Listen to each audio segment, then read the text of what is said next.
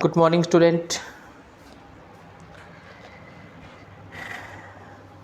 हम स्टार्ट कर रहे हैं basic mathematics with standard result. ठीक है, तो हमारा जो टॉपिक है वो +1 क्लास का है, नाम है उसका सेट। ठीक है, कुछ बातें आपने सुनी होंगी, कुछ बातें और एक्स्ट्रा आप सुनेंगे। ठीक है, सेट होता क्या है? A well defined collection of object, well defined collection of objects is called set। ठीक है, अब वेल डिफाइंड क्या है? हमारे पास दो चीज़ें हैं, ऑब्जेक्ट और सेट। हमारे पास दो चीज़ें हैं। हमारे पास पहली जो चीज़ होगी वो होगा हमारे पास ऑब्जेक्ट और सेट। अगर वो ऑब्जेक्ट जो हम ले रहे हैं वो इस सेट के मेंबरशिप में शामिल हो जाता है, मेंबरशिप में, कहने का मतलब ये है, वेल डिफाइन का मतलब क्या होगा? आपके पास एक ऑब्जेक्ट है, एक सेट है। अगर हम क्लियर कर जाएं कि वो ऑब्जेक्ट जो है वो मेंबर किसका है, सेट का है या नहीं है, अगर हम इस चीज़ को क्लियरफाई कर लेते हैं, क्लियरफाई, ये स्पष्ट हो जाता है कि जो हमारे पास ऑब्जेक्ट है वो सेट का मेंबर है या नहीं है। उस केस में हम क्या डिफाइन करेंगे? सेट को डिफाइन, उसको हम सेट बोलेंगे। जैसे collection of good student in A class, good student in A class. अब ये क्या वेल डिफाइन है? पहली बात तो कि हम चेक करें कि सेट बनेगा नहीं बनेगा। अब जो गुड स्टूडेंट है उसकी जो क्राइटेरिया है वो हम क्या बना सकते हैं भाई? अच्छे विद्यार्थी के गुण, अच्छे विद्यार्थी किसको मानेंगे? सबका नज़रिया इसमें अलग होगा। ठीक है भाई, किसी स्टूडेंट के मार्क्स अच्छे हैं तो अच्छा माना जाएगा, किसी का बिहेवियर अच्छा है अच्छा माना जाएगा, लेकिन उसका कोई क्राइटेरिया फिक्स नहीं है। सबके अलग अलग जो है वो डिफरेंट पॉइंट ऑफ व्यू है इस चीज़ के ऊपर, डिफरेंट पॉइंट ऑफ व्यू। सो इस केस में हम क्या करेंगे? हम इसको वेल डिफाइन नहीं बोलेंगे, तो ये जो है वो सेट नहीं बनेगा। ठीक है, दूसरा example, student who have scored above 90%, यानी कि ऐसे स्टूडेंट जिनका स्कोर जो है 90% से ज़्यादा है। तो हम इसमें यहाँ पे क्राइटेरिया फिक्स कर दिया, क्लियरफाई कर दिया कि जिस विद्यार्थी के भी 90% से ज़्यादा होंगे वो इस सेट में जाएगा। तो ये जो है वो सेट बन जाएगा, क्योंकि ये चीज़ वेल डिफाइन होगी, हमने इस चीज़ को वेल डिफाइन कर लिया। ठीक है, अब कुछ नोटिफिकेशन है, कुछ नोटिफिकेशन है जैसे आपको याद रखनी है, सिंबल्स याद रखने हैं, क्या होता है क्या नहीं होता है। ठीक है, सबसे पहली बात, जो वर्ड होता है हमारे पास, एक होता है ये सिंबल जहाँ पे मिलेगा सेट में, इसको बोलते हैं बिलोंग्स। और अगर इसको हम कट कर देते हैं मतलब डजंट बिलोंग। ठीक है, अब मतलब क्या है चीज़ का? जैसे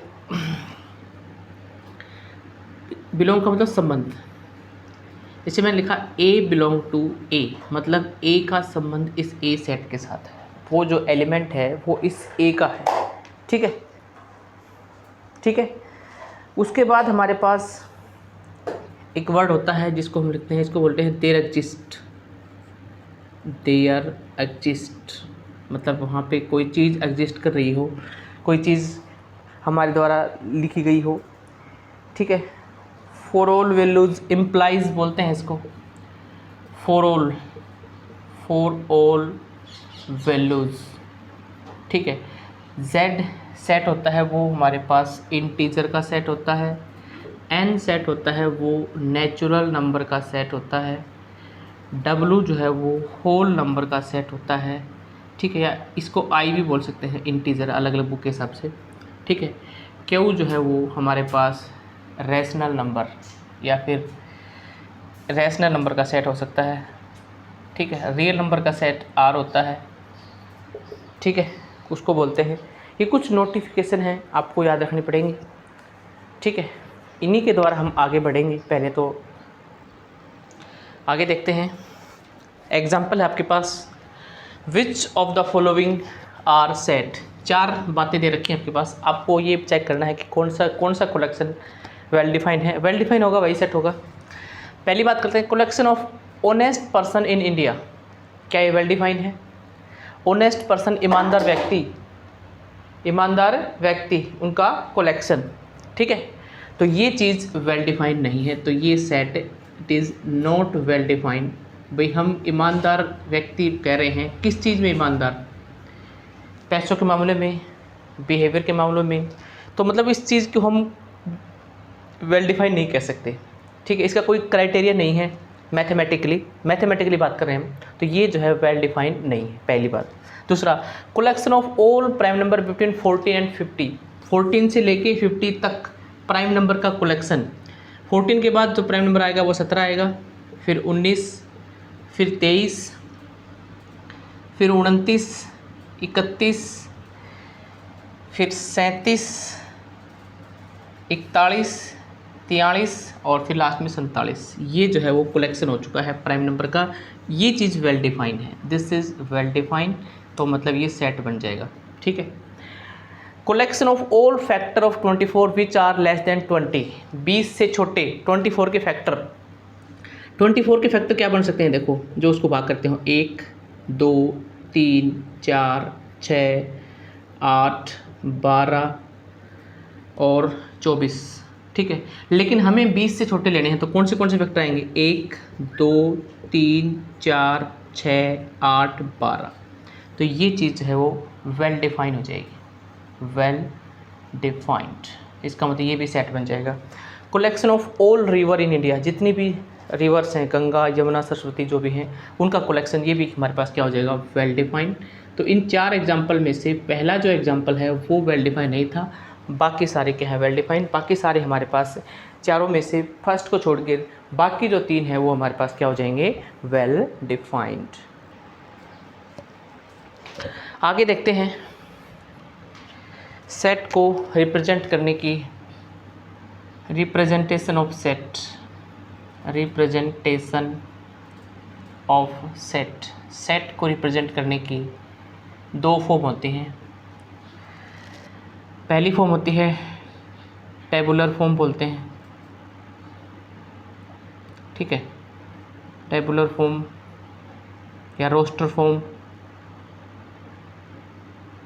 फॉर्म या लिस्टिंग मेथड, एक ही बात होती है, ठीक है। टेबुलर फॉर्म, रोस्टर फॉर्म, और अगली है सेट बिल्डर फॉर्म, ठीक है। 2 टाइप की फॉर्म होती हैं किसी भी सेट को रिप्रेजेंट करने की, ठीक है। सेट बिल्डर फॉर्म बोलते हैं, रोस्टर बोल सकते हैं। सेट बिल्डर फॉर्म अलग होगी, टेबुलर फॉर्म, रोस्टर फॉर्म या लिस्टिंग मेथड। और सेट बिल्डर फॉर्म को हम प्रॉपर्टी फॉर्म भी बोलते हैं, ठीक है। ये नाम से ही पता चल रहा है, प्रॉपर्टी फॉर्म। अब बात करते हैं टेबुलर फॉर्म, रोस्टर फॉर्म या लिस्टिंग मेथड, जहाँ पे हम एलिमेंट को लिस्ट के थ्रू रिप्रेजेंट कर रहे हैं, ठीक है। जैसे कोई भी सेट है वो नंबर के थ्रू, लिस्ट के थ्रू रिप्रेजेंट हो रहा है। जैसे मैंने अभी लिखा था, मैंने ए सेट लिख दिया, जो which is enclosed by this bracket and every element has a separated comma between themselves. प्रत्येक एलिमेंट के बीच कोमा है। जैसे 1, 2, 3, 4, 5, ये 5 एलिमेंट का सेट हो गया। इसको मैंने लिस्ट मेथड से लिख दिया, 1, 2, 3, 4 enclosed bye bracket and separated by commas, ठीक है। और अगर इसी को रोस्टर फॉर्म बोलते हैं, टेबुलर फॉर्म बोलते हैं, ठीक है। कहने का मतलब 2 बातें होती थी, अंकों में लिखना, शब्दों में लिखना।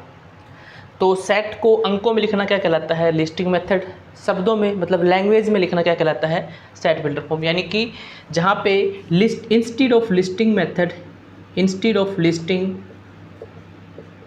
लिस्टिंग करने के बजाय we use property related to that set। भाई उससे रिलेटेड प्रॉपर्टी देखते हैं हम, ठीक है। क्या देखते हैं? In this method instead of listing element we list the property of satisfying the element of set. We list या use the property of element satisfying the set, ठीक है। तो प्रॉपर्टी देखते हैं, ये है हमारे पास सेट बिल्डर फॉर्म। मतलब इसको मैं अगर लैंग्वेज में लिखना चाहूँ, कहने की बात सीधी सी बात है, ये तो मैथमेटिकल डेफिनेशन होगी। समझने वाली बात क्या होगी, ये हमारे पास कौन सी फॉर्म है? रोस्टर फॉर्म है। इसी को अगर हमें लैंग्वेज में लिखना है तो एक्स सच दैट, इसका मतलब जो यहाँ डबल डॉट लगा हुआ है इसका मतलब होता है सच दैट एक्स कोई एलिमेंट है वो ऐसा है। कैसा है? X such that. कौन से एलिमेंट है ये? 1 2 3 4, 1 से स्टार्ट है, नेचुरल नंबर है, और कहाँ तक है? 5 तक। तो x belong to natural number और x की वैल्यू जो है वो 5 या 5 से छोटी है। अब जैसे ही आप लोग इस चीज़ को पढ़ोगे, आपके पास ये नहीं है, जैसे ही आप लोग इस चीज़ को पढ़ोगे आपने देखा कि नेचुरल नंबर है, x कहाँ बिलोंग कर रहा है, इसका मतलब क्या होता है? This symbol is for belongs. जैसे ही आप लोग इस चीज़ को रीड करोगे, x belong to n, x is less than equal to 5, x की वैल्यू 5 से छोटी नेचुरल नंबर में, तो 5 या 5 से छोटे नेचुरल नंबर 1 2 3 4 5। तो this is the set builder form of this element, set builder form, ठीक है। इस तरीके से हम रिप्रेजेंट करते हैं। तो सेट बिल्डर फॉर्म का 2 नाम होते हैं, सेट बिल्डर फॉर्म या property form. Tabular roster form के रोस्टर फॉर्म, टेबुलर फॉर्म या लिस्टिंग मेथड हम कह सकते हैं, ठीक है। अब हम कन्वर्ट करेंगे, how to convert set builder form to roster form and roster form to set builder form. देखिएगा ज़रा। नेक्स्ट है हमारे पास, मैंने आपको बताया था, right the following in the set builder form. Set builder form में लिखना है आपको इसको, ठीक है। ये हमारे पास सारे किस फॉर्म में हैं? लिस्टिंग मेथड यानी कि रोस्टर फॉर्म में है। पहला एग्जांपल करते हैं। ये आप देखिए यहाँ पे ए सेट है, 1 4 9 16 25 डैश डैश, ये मतलब चल रहा है सेट। अब मैं इसको लिखना चाहूँ अगर 1 1 2 जो है 4 जो है 2 का स्क्वायर, 9 जो है वो 3 का स्क्वायर, 16 4 का स्क्वायर, 5 का स्क्वायर। मतलब क्या लिखा जाएगा इसको अगर सेट बिल्डर फॉर्म में लिखना चाहूँ? एक्स सच दैट जो x है वो किसी नंबर का स्क्वायर है और n जो है वो क्या है हमारे पास? Natural number. x is the square of natural number. और ये भी कह सकते हैं x such that x is a square of natural number. एक ही बात है, नेचुरल नंबर, ठीक है। क्योंकि दूसरी बात, एक बात और भी सोचने वाली बात है यहाँ पे सेट जो है वो, यहाँ पे n की वैल्यू बाउंडेशन नहीं है क्योंकि वैल्यू इन्फिनिट जा रही है, इसलिए मैंने इसमें n पे कोई कंडीशन नहीं डाली। सिर्फ n हमारे पास कहाँ पे होना चाहिए? नेचुरल नंबर पे, ठीक है। मतलब यहाँ पे 1 4 9 16 25 आगे भी चल रहा है ये, तो x जो है, x कोई एलिमेंट है वो इसका स्क्वायर आ रहा है। जैसे मैं n का मान 1 डालूंगा, 1 का स्क्वायर क्या बनेगा? 1, x 1 आ गया। अगर मैं n का मान 2 डालूंगा, 2 का स्क्वायर 4 आएगा। 3 डालूंगा, 3 का स्क्वायर 9, 4 n का मान 4 डाला, 4 का स्क्वायर 16, 5 डाला, 5 का स्क्वायर 25, ठीक है। तो यहाँ पे n जो है वो कहाँ बिलोंग कर रहा है? नेचुरल नंबर में, और स्क्वायर आ रहा है। अगर मान लो मैं इस सेट को ऐसे लिखता 1 4 9 16 और 25, तो हमारे पास क्या लिखते हैं इसको सेट बिल्डर फॉर्म में? x such that x is equal to n square, n belong to natural number. लेकिन यहाँ पे n पे कंडीशन होती है, n की वैल्यू कहाँ तक लाई करेगी? n की वैल्यू 1 डालेंगे, 2 3 4 5, यानी कि हम n की वैल्यू मैक्सिमम 5 तक ही डाल सकते हैं इस केस में। लेकिन इसमें हम n के ऊपर कोई कंडीशन नहीं है, n सिर्फ और सिर्फ क्या होना चाहिए? नेचुरल नंबर होना चाहिए, ठीक है। नेक्स्ट है हमारे पास टीचर। टीचर कह रहा है x इज़ वर्ड है हमारे पास a सच दैट TEACHER। इसका मैथमेटिकली तो आप लोग क्या बताओगे, ठीक है। तो हम कह सकते हैं यहाँ पे x is a letter of word teacher. x such that x is a letter, कोई एक लेटर है of word teacher, teacher word का, TEA कैपिटल भी लिख देते हैं, TEACHER, इस टीचर वर्ड का कोई एक शब्द है एक्स, टी भी हो सकता है, ई भी हो सकता है, ए भी हो सकता है, सी भी हो सकता है, एच भी हो सकता है, ई भी हो सकता है, आर भी हो सकता है, ठीक है, वो एक लेटर है इस वर्ड का, ठीक है। नेक्स्ट थर्ड देखते हैं, a इज इक्वल टू 1 - 2। अब यहाँ पे हमें कुछ पता नहीं चल रहा कि दो ही एलिमेंट हैं, या तो आप लोग देख लो कि इनके बीच में क्या रिलेशन है, ठीक है, या फिर हम देखें तो ये किसी ना किसी इक्वेशन के सॉल्यूशन हैं 1 और -2। तो हम यहाँ से अगर मैं x का मान 1 लेता हूँ, आपने 10th क्लास में पढ़ा हुआ है, ये x is equal to 1 solution, x is equal to 1 हमारे पास इसका रूट है, तो x - 1 इज इक्वल टू क्या बनेगा 0, उस इक्वेशन का क्या बनेगा फैक्टर बनेगा। पहली बात, अगर x का मान -2 है तो x प्लस में 2 बराबर 0, ये भी क्या बनेगा उस इक्वेशन का फैक्टर। तो उसके दो फैक्टर आ गए, x - 1 x प्लस 2, दोनों की मल्टीप्लाई कर दो, x - 1 multiplied with x plus में 2 इज इक्वल टू 0, क्या बनेगा x square minus x plus में 2x माइनस के 2 बराबर 0, x square plus x minus के 2 बराबर 0, ठीक है। तो ये बनेगा हमारे पास, तो यानी कि इसको हम सेट बिल्डर फॉर्म में लिखना चाहिए तो x such that x is a solution of equation x square plus x minus 2 is equal to 0, ठीक है। ये होगा हमारे पास इसका सेट बिल्डर फॉर्म। अब फोर्थ में चलते हैं, फोर्थ पार्ट इसका। फोर्थ पार्ट में क्या कहता है ये देखो,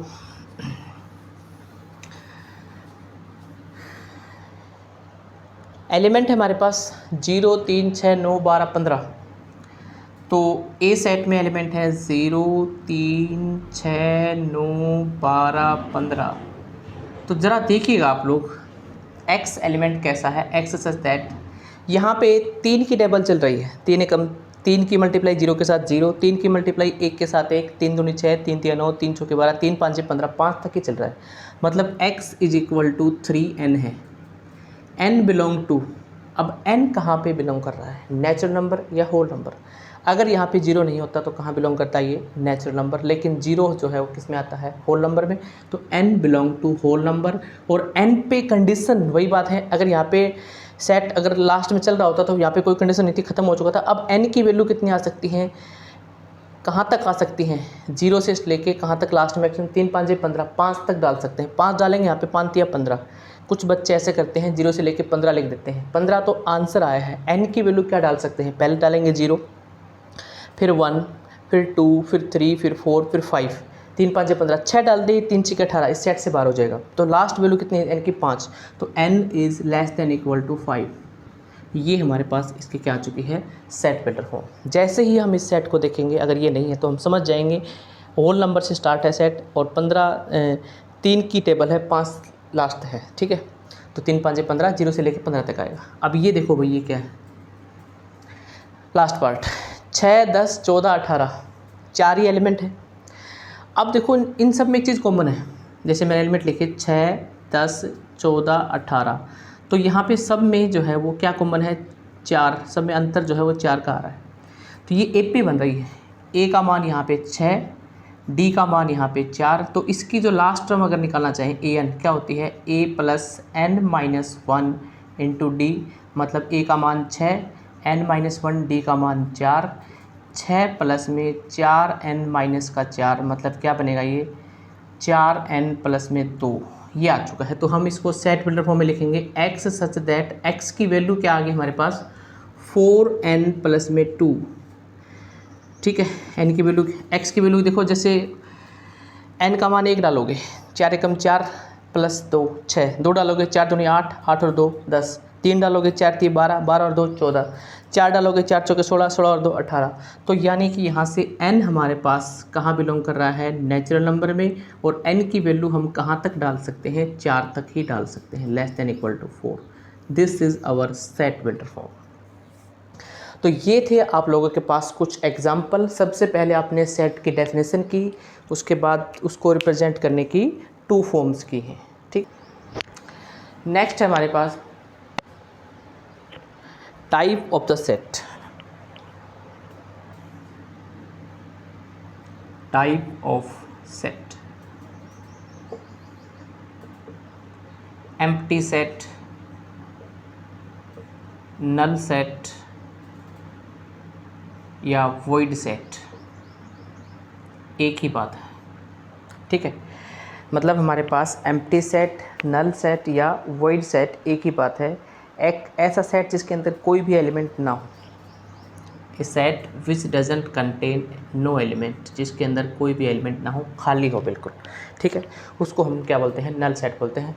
हालांकि जो ऑटोमेटिकली फाई जो है वो हर सेट में होता है, phi is the zero of set बोल सकते हैं, जीरो ऑफ सेट। जैसे हर एलिमेंट एक में क्या कर सकते हैं, जीरो प्लस कर सकते हैं हम, ठीक है ना, तो वो एक जीरो सबके साथ होता है। तो फाई जो है हर सेट के अंदर होता है, it is denoted by phi. अगर हम फाई लिखेंगे तो ये नहीं लिखेंगे, अगर मैंने अकेला फाई लिख दिया तो उसके साथ हम ऐसे कभी नहीं लगाएंगे। फाई जो है वो इन सबसे अलग होता है, फाई को हम अलग रिप्रेजेंट करते हैं, वो हर सेट के अंदर होता है, तो इसको बोलते हैं नल सेट। एक ऐसा सेट जिसके अंदर कोई भी एलिमेंट ना हो, अपनी भाषा में उसको बोलते हैं हम लोग नल सेट। इसका example x such that x is A 4-footed man, 4-footed man, चार पैरों वाला व्यक्ति, आपने देखा है कहीं पे? तो ऐसा कोई प्राणी होता है जिसके चार पैर होते हैं, तो ये जो है हमारे पास नल सेट में आएगा। आपसे पूछ सकता है give an example of null set, आप अपने हिसाब से दे सकते हैं। मैंने एग्जांपल दे दिया, x is A 4-footed man, उसको बोलते हैं, यानी कि चार पैरों वाला व्यक्ति हमारे पास होता नहीं है, तो वो एग्जांपल किसका है, नल सेट का। नेक्स्ट हमारे पास टाइप है सिंगलटन सेट। नेक्स्ट हमारे पास जो टाइप है वो है सिंगलटन सेट। जैसे कि नाम से पता चल रहा है आपको, एक ऐसा सेट जिसके अंदर कोई भी एलिमेंट है, जिसके अंदर एक ही एलिमेंट हो, जैसे ये मैंने रिप्रेजेंट कर दिया सिंगलटन सेट से, ठीक है। या फिर मैंने लिख दिया x such that x is a positive root of equation x square plus x minus 2 is equal to 0। X such that x is a positive root of equation. तो इसको देखते हैं कि ये सिंगलटन सेट का एग्जाम्पल बनता है नहीं बनता है, इसको सोल्व कर लो। X square plus x minus 2 is equal to 0, x square plus में 2x minus x minus 2 is equal to 0, तो x कॉमन आएगा, x प्लस में 2 माइनस 1 कॉमन, x प्लस में 2 इज इक्वल टू 0, तो x का मान आ गया 1 और माइनस 2। लेकिन हमें लेना है पॉजिटिव, तो इसके अंदर जो एलिमेंट आएगा वो सिंगलटन 1 ही आएगा, ठीक है। आगे बात सुन में और ले लो example, x such that x is a positive root of equation x square plus x minus 6 is equal to 0, तो एक्स स्क्वायर प्लस में 3x minus 2x minus 6 is equal to 0, x plus में 3 minus के 2 into में x plus में 3 is equal to 0, x का मान आ गया 2 और माइनस 3, इनमें पॉजिटिव कौन सा है, 2, तो a में सिंगलटन एलिमेंट 2 आ गया, मतलब उसमें एलिमेंट की संख्या 1 होनी चाहिए। एक का मतलब number of element should be 1, वो a इज इक्वल टू 2 भी हो सकता है, सिंगलटन 2 भी हो सकता है, सिंगलटन 3 भी हो सकता है, एक ही एलिमेंट होना चाहिए, संख्या एक ही होनी चाहिए। एलिमेंट के अंदर कुछ भी हो, एक भी हो सकता है, 2 भी हो सकता है, लेकिन संख्या उसकी एक ही होनी चाहिए। कई बच्चे ऐसे गलती करते हैं जिसके अंदर एक ही एलिमेंट हो, मतलब एक लिखा हुआ हो वही सिंगलटन होता है, ऐसा कुछ नहीं होता। सिंगलटन 2, सिंगलटन 3, सिंगलटन 4, जैसे इसके अंदर 2 और माइनस 3 है, पॉजिटिव रूट लेना है तो एक्स का मान इसके अंदर कितना आ गया, 2 आ गया हमारे पास, ठीक है। तो ये है हमारे पास इस तरह का सेकंड टाइप जो है वो जिसको बोलते हैं type of the set. Next हमारे पास जो टाइप हैं फाइनाइट और इनफाइनाइट सेट। बस उसके बाद हमारा टाइप ख़त्म हो जाएगा और आज का जो लेक्चर है वो भी ख़त्म हो जाएगा आपका लगभग। टाइप है फाइनाइट सेट पहला, और दूसरा है हमारे पास नंबर 3 पे फाइनाइट है और नंबर 4 पे हमारे पास है इनफाइनाइट। अब जैसे मैंने एक सेट लिख दिया 1 2 3 4 5, जहाँ पे नंबर ऑफ़ एलिमेंट फाइनाइट है जिनको हम काउंट कर सकते हैं 1 2 3 4 5 तक, ठीक है। एक मैंने ऐसे सेट लिख दिया 1 2 3 4 5 अप टू 7, जिसको हम काउंट ही ना कर सके, जो इन्फिनेटली जा रहा है, जहाँ पे ये नहीं पता कि कहाँ पे जाके ख़त्म होगा। इसमें बाउंड्री पॉइंट पता है हमें, लास्ट वैल्यू क्या है 5, ठीक है। इसमें हमें पता है कि कहीं पे जा सकता है, इनफाइनाइट है। तो ये जो एग्जांपल है वो इनफाइनाइट सेट का है और ये एग्जांपल हमारे पास किसका रहेगा, फाइनाइट सेट का रहेगा, ठीक है। जैसे x is a month in the year, इसका x says that x is a month in year, इस साल का कोई एक महीना है, जनवरी हो सकता है, फरवरी हो सकता है, मार्च हो सकता है, ठीक है। इनफाइनाइट में क्या आएगा, set of all natural number, set of all points in a line, set of all natural number या set of all even natural number, 2 4 6 8 10 on. ये एग्जांपल है हमारे पास इनफाइनाइट का और ये एग्जांपल है फाइनाइट का, ठीक है। तो ये थी आपके पास कुछ बेसिक बातें, सेट की डेफिनेशन, सेट को रिप्रेजेंट करने की 2 फॉर्म और टाइप ऑफ द सेट। बाकी हम लोग नेक्स्ट वीडियो में देखेंगे। Thank you.